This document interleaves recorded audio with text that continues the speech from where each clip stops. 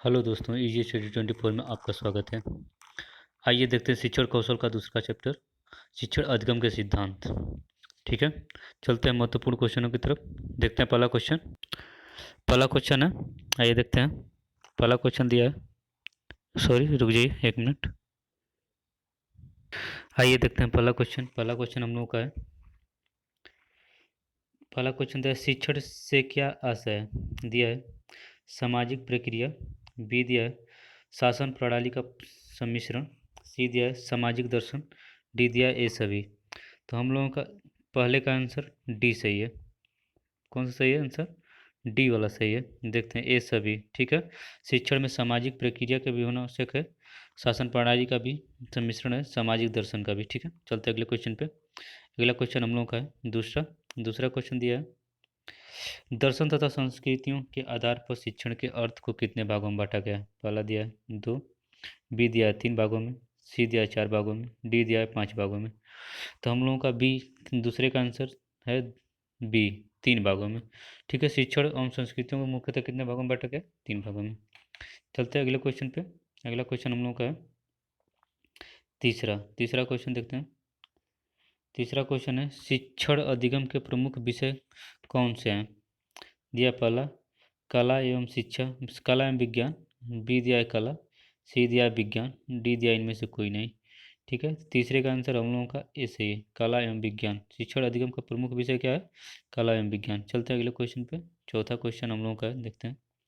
चौथा क्वेश्चन दिया है, शिक्षण अधिगम का अर्थ बताइए। पहला दिया है शिक्षण का मार्गदर्शन करना, बी दिया है शिक्षण की समस्त प्रक्रियाओं का संगठन, सी दिया है सीखने की कला, डी दिया है उपरोक्त सभी। तो हम लोगों का चौथे का आंसर बी सही है। ठीक है, शिक्षण की समस्त प्रक्रिया का संगठन। ठीक है, यही शिक्षण अधिगम का अर्थ है। चलते हैं पांचवें क्वेश्चन पे। पांचवा क्वेश्चन हम लोगों का है, शिक्षण अधिगम की एक मुख्य विशेषता बताइए। पहला दिया है सीखना, बी दिया है पढ़ना, सी दिया है ज्ञान का मार्गदर्शन करना, डी दिया है रुचि पैदा करना। तो पांचवें का आंसर सही हम लोगों का बी सही है, पढ़ना। ठीक है, शिक्षण का मुख्य उद्देश्य, मुख्य विशेषता पढ़ना है। ठीक है, चलते हैं छठवें क्वेश्चन पे। छठवां क्वेश्चन है, छठवां क्वेश्चन है, शिक्षण अधिगम किस प्रकार की क्रिया है। दिया है पहला दिया है सीखने की क्रिया, बी दिया है सीखने की क्रिया, सी दिया है कौशल युक्त क्रिया, डी दिया है चिंतन की क्रिया। छठवें का आंसर हम लोगों का सी सही है, कौशल युक्त क्रिया। ठीक है, शिक्षण अधिगम की प्रक्रिया एक कौशल युक्त प्रक्रिया है। ठीक है, चलते हैं सातवें क्वेश्चन पे। सातवां क्वेश्चन हम लोगों का है, शिक्षण अधिगम में कौन कौन से मुख्य अंग होते हैं। पहला दिया है सीखने एवं सिखाने वाला, बी दिया है सिखाने एवं पढ़ाने वाला, सी दिया है ए और बी दोनों, डी दिया है इनमें से कोई नहीं। तो सातवें का आंसर हम लोग का सही है, सातवें का आंसर हम लोग का सही ए, सीखने एवं सिखाने वाला कला। ठीक है, चलते हैं अगले क्वेश्चन पे। आठवां क्वेश्चन है। आठवां क्वेश्चन हम लोग का दिया है, शिक्षण प्रक्रिया के सामान्य सूत्र के प्रतिपादक हैं। ठीक है, तो प्रतिपादक कौन है? रूसो, हर्बर्ट स्पेंसर, सी दिया स्किनर, डी दिया मॉन्टेस्टी।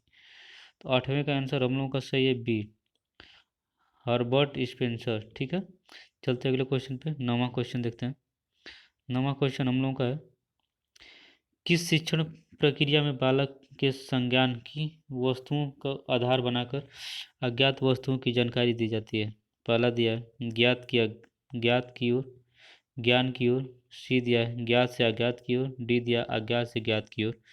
तो नौवें का आंसर हम लोग का सी सही है, ज्ञात से अज्ञात की ओर। ठीक है, चलते हैं अगले क्वेश्चन पे। 10वां क्वेश्चन। 10वां क्वेश्चन हम लोगों का है, दिल्ली भारत की राजधानी है। ठीक है, यह किस शिक्षण अधिगम का उदाहरण है। पहला दिया है अज्ञात की ओर, बी दिया है अज्ञात अज्ञात की ओर, सी दिया है ज्ञात अज्ञात से ज्ञात की ओर, डी दिया है ज्ञात से अज्ञात की ओर। तो 10वें का आंसर हम लोगों का सही है ए, ज्ञात की ओर। ठीक है, चलते हैं अगले क्वेश्चन पे। 11वां 11वां क्वेश्चन दिया है। 11वां क्वेश्चन है, मूर्त से अमूर्त की ओर इस शिक्षण प्रक्रिया में बालक किस प्रकार की वस्तुओं का ज्ञान विकसित किया जाता है। ठीक है, तो ऑप्शन दिया है स्थूल वस्तुओं का, बी दिया है सूक्ष्म वस्तुओं का, सी दिया है दृश्यमान वस्तुओं का, डी दिया है अमूर्त वस्तुओं का। तो 11वें का आंसर कौन सा है हम लोगों का? सी, दृश्यमान वस्तुओं का। ठीक है, चलते हैं अगले क्वेश्चन पे। ब्राह्मा क्वेश्चन है। ब्राह्मा क्वेश्चन देखते हैं। स्थूल से सूक्ष्म की ओर का मुख्य उदाहरण है, दीजिए। मॉडल, बी वाक्य, सी शब्द, डी वर्ण। तो ब्राह्मे का आंसर हम लोगों का ए सही है, मॉडल। ठीक है, चलते हैं अगले क्वेश्चन पे। तिरावा तिरावा क्वेश्चन है हम लोगों का। वाक्यांशों, मुहावरा आदि का ज्ञान सर्वप्रथम किस प्रक्रिया में दिया जाता है? पहला दिया ऑप्शन कठिन से सरल की ओर। ठीक है, कठिन से सरल की ओर। बी दिया सरल से कठिन की ओर। डी दिया सरल से सूक्ष्म की ओर। डी दिया स्थूल से सूक्ष्म की ओर। तो हम लोगों का 13वें का आंसर है बी, सरल से कठिन की ओर। सॉरी, एक मिनट देखते हैं, आइए देखते हैं। ठीक है, कौन सा? तो हम लोग का 13वें का आंसर सही है बी, सरल से कठिन की ओर। ठीक है, चलते हैं 14वें क्वेश्चन पे। 14वां क्वेश्चन देखते हैं। पूर्ण से अंश की ओर इस शिक्षण प्रक्रिया में मुख्य तत्व क्या क्या दिया जाता है? पहला दिया वाक्य, बी दिया शब्द, सी दिया वर्ण। ठीक है, डी दिया ये सभी।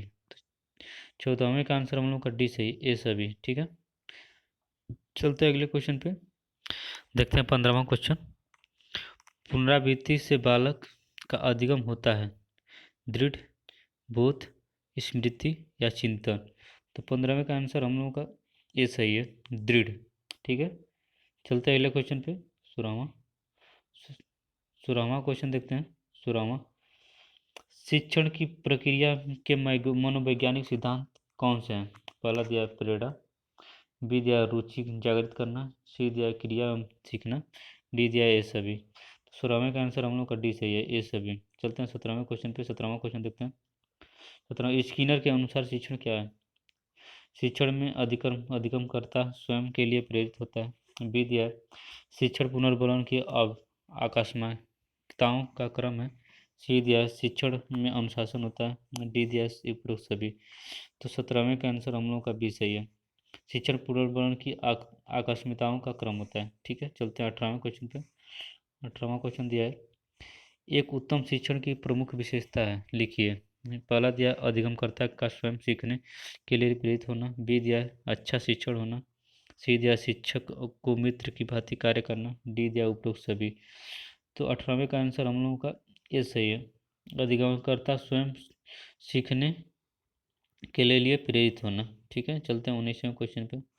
19वां क्वेश्चन दिया है, शिक्षण के प्रमुख स्तर कौन से हैं? पहला दिया स्मृति स्तर, दूसरा दिया है बोध स्तर, सी दिया है चिंतन स्तर, डी दिया है सभी।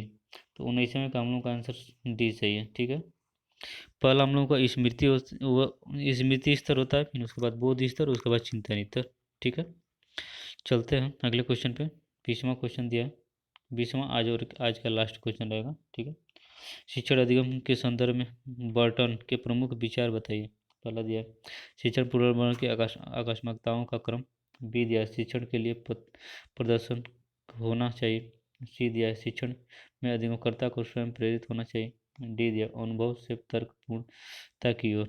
ठीक है, तो 20वें का आंसर हम लोग का सही है बी, शिक्षण के लिए पथ प्रदर्शक होना चाहिए। ठीक है दोस्तों, आज का वीडियो यहीं पे समाप्त होता है। इस वीडियो को अधिक से अधिक लाइक करें, शेयर करें, सब्सक्राइब करना ना भूलें। वीडियो को देखने के लिए बहुत बहुत धन्यवाद। Thanks for watching. Good night.